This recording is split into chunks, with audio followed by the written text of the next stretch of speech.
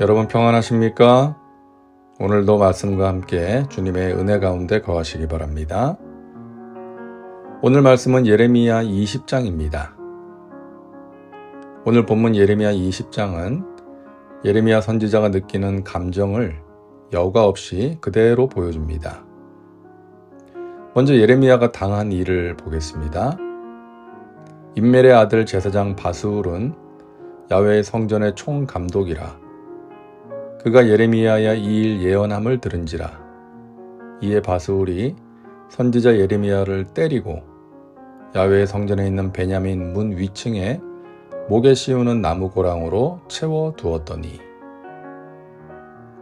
예레미야가 성전에 온 사람들에게 임박한 심판을 경고하니까 성전의 총감독인 바스울이 예레미야를 때리고 목에 나무 고랑을 채워서 감금합니다. 예레미야는 하나님의 말씀을 전하다가 봉변을 당한 것입니다. 바스울은 제사장입니다. 제사장이 하나님의 말씀을 전하는 선지자를 때리고 감금한 것입니다. 바스울은 하나님의 성전에서 일을 하는 제사장이었지만 민족의 죄를 보며 위기의식을 느끼지도 못했고 하나님의 마음을 헤아리지도 못했던 것이죠. 바스울이 영적으로 깨어있는 사람이었다면 예레미야가 전하는 말씀을 듣고 공감을 하고 안타까운 마음을 가졌을 텐데 그러지 못했던 것입니다. 당시 사람들은 성전이 예루살렘에 있다는 것 자체로 안심을 했습니다. 이방 민족이 감히 하나님의 성전이 있는 예루살렘을 넘볼 수 없다라고 생각했던 것이죠. 그리고 하나님께서 미워하시는 악한 일을 행하면서도 정기적으로 성전에 와서 제사를 드리고 있다는 것으로 스스로를 위로했던 것입니다. 그런 자들에게 예레미야가 심판을 선포하니까 사람들은 그런 예레미야를 미워했던 것이죠. 그래서 바스울은 성전 총감독이라는 권위를 사용해서 예레미야를 붙잡아 매를 때리고 목에 착고를 채워서 감금했던 것입니다. 다음날 바스울이 예레미야를 목에 씌우는 나무 고랑에서 풀어주매 예레미야가 그에게 이르되 야훼께서 내 이름을 바스훌이라 아니하시고 마골 미사빕이라 하시느니라. 다음날 바스훌은 예레미야를 풀어줍니다. 아마도 다시는 성전에서 말씀을 전하지 말라고 위협을 하고 풀어주었겠죠. 하지만 예레미야는 그런 바스훌에게 말합니다. 야훼께서 너의 이름을 바스훌이 아니라 마골 미사빕이라 하신다. 마골 미사빕은 사방에 가득한 공포라는 뜻입니다.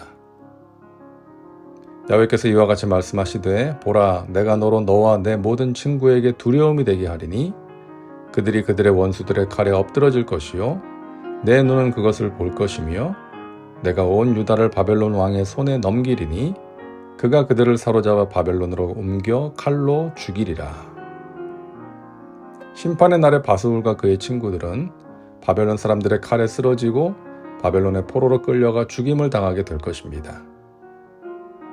바스울을 비롯한 타락한 종교 지도자들은 임박한 심판을 외면하고 백성들에게 평안을 외쳐왔습니다.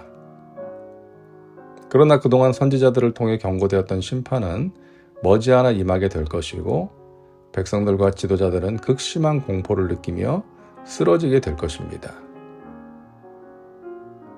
7절부터는 예레미야의 고통과 갈등이 적나라하게 묘사됩니다. 야훼여 주께서 나를 권유하심으로 내가 그 권유를 받았사오며 주께서 나보다 강하사 이기셨으므로 내가 조롱거리가 되니 사람마다 종일토록 나를 조롱하나이다. 내가 말할 때마다 외치며 파멸과 멸망을 선포하므로 야훼의 말씀으로 말미암아 내가 종일토록 치욕과 모욕거리가 됨이니이다. 성전에서 매를 맞고 갇히는 수모를 당하고 풀려난 예레미야는 견딜 수 없는 치욕과 모멸감을 느끼게 됩니다. 그래서 하나님께 그 마음을 표현합니다. 자, 7절을 세번역 성경으로 다시 보겠습니다. 주님께서 나를 속이셨으므로 내가 주님께 속았습니다. 주님께서는 나보다 더 강하셔서 나를 이기셨으므로 내가 조롱거리가 되니 사람들이 날마다 나를 조롱합니다. 예레미야는 주님께서 자신을 속이셨다고 말합니다. 지금까지 사용했던 언어 중에 가장 강력한 표현을 사용하면서 하나님을 원망하는 것이죠. 마음이 상할 대로 상해서 주님께서 나를 속이셨습니다. 그래서 내가 조롱거리가 되었습니다. 라고 말하는 것입니다.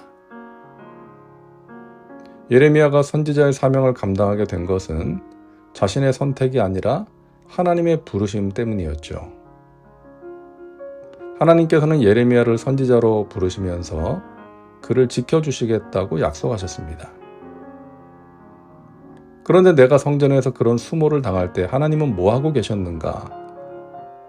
내가 그런 수치와 조롱을 당하도록 왜 하나님은 방치하셨는가? 그런 생각을 하다 보니까 하나님이 자신을 속이셨다라는 생각에까지 이르게 된 것이죠. 자, 우리는 탄식하고 원망하는 예레미야를 정죄해서는 안 되겠습니다. 그의 고통이 얼마나 극심했으면 저렇게까지 말할까라고 생각해야 하는 것이죠. 예레미야의 탄식은 시편에 나오는 여러 편의 탄원시를 생각나게 합니다. 하나님 어찌하여, 하나님 어찌하여. 고통스러운 현실 속에서 하나님께 탄원하게 되는 것이죠. 예레미야가 하나님께 자신의 마음을 쏟아놓지 않으면 누구에게 쏟아놓겠습니까? 외로운 선지자의 마음, 무거운 짐을 지고 사명을 감당하는 선지자의 마음을 우리가 느낄 수가 있는 것입니다. 이어서 말합니다. 내가 다시는 야훼를 선포하지 아니하며 그의 이름으로 말하지 아니하리라 하면 나의 마음이 불붙는 것 같아서 골수에 사무치니 답답하여 견딜 수 없나이다. 예레미야는 하나님이 주시는 말씀을 전함으로써 사람들의 조롱과 모욕을 당하는 것을 견딜 수 없어서 다시는 하나님의 말씀을 전하지 않는 것까지 생각합니다. 하지만 그럴 수가 없는 거예요. 마음이 불붙는 것 같고 답답해서 전하지 않고는 견딜 수가 없는 것입니다. 전하자니 사람들의 조롱과 핍박을 피할 수가 없고 전하지 않자니 마음이 답답하고 안타까워서 견딜 수가 없는 것입니다. 하지만 예레미야는 고통 속에서도 믿음을 잃지 않습니다. 그러하나 야훼는 두려운 용사 같으시며 나와 함께 하심으로 나를 박해하는 자들이 넘어지고 이기지 못할 것이오며 그들은 지혜롭게 행하지 못함으로 큰 치욕을 당하오리니 그 치욕은 길이 잊지 못할 것이니이다. 예레미야는 믿음의 눈을 들어 하나님을 바라봅니다. 용사 같으신 하나님께서 나와 함께 하심을 믿습니다. 나를 박해하는 자들이 넘어지고 큰 치욕을 당하게 될 것입니다. 라고 선포합니다. 하지만 오늘 본문 예레미야의 20장의 마무리는 또다시 탄식입니다. 내가 차라리 태어나지 않았으면 좋았을 것을 이라고 하면서 탄식하는 것이죠. 고통이 얼마나 컸으면 자신의 생일을 저주하기까지 하겠습니까? 선지자의 고뇌와 슬픔, 믿음과 현실 속에서의 갈등을 표현하고 있는 것입니다. 자, 오늘 본문에는 예레미야의 탄식에 대한 하나님의 응답이 없습니다. 침묵하십니다. 이 하나님의 침묵을 우리가 어떻게 이해해야 할까요? 하나님께서는 고통 속에서 오열하는 예레미야를 말없이 끌어안으시고 함께 아파하시며 눈물을 흘리신 것이 아닐까요? 왜 나를 태어나게 하셨나요? 왜 나에게 이런 고통을 주시나요? 라고 하는 아들의 마음을 누구보다 잘 아시는 아버지 하나님께서 그 아들을 품에 안고 같이 눈물을 흘리셨을 것입니다. 하나님은 고통 속에서 울부짖는 자녀를 정죄하지 않으십니다. 우리가 고통 속에서 하나님께 항변하고 부르짖을 때 하나님은 우리를 품에 안으시고 함께 아파하시며 눈물을 흘리십니다. 그리고 우리의 눈에서 눈물을 닦아주시고 고통의 길, 십자가의 길을 끝까지 갈 수 있도록 도와주십니다.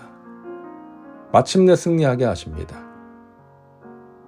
여러분의 현실이 너무나 고통스러워도, 사명의 길이 너무나 힘들어도 여러분과 함께 하시는 하나님의 도우심과 위로하심으로 끝까지 승리하시기를 주님의 이름으로 축원합니다. 기도합니다.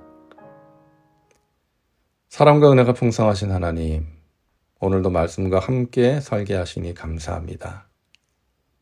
삶의 고통스러운 현실 앞에서 마음이 무너질 때가 있습니다. 탄식과 원망이 생길 때가 있습니다. 주님, 그런 우리를 불쌍히 여겨 주옵소서. 우리의 눈에서 눈물을 닦아주시고 우리를 굳세게 하시고 도와주시고 붙들어 주시어서 우리가 가야 할 그 길을 끝까지 걸어가게 하옵소서. 오늘도 말씀과 함께하는 믿음의 식구들, 힘든 상황 속에서도 하나님이 주시는 믿음으로 승리하게 하옵소서. 예수님의 이름으로 기도하옵나이다. 아멘. 오늘도 말씀과 함께 은혜 가운데 거하시기 바랍니다. 여러분 사랑하고 축복합니다.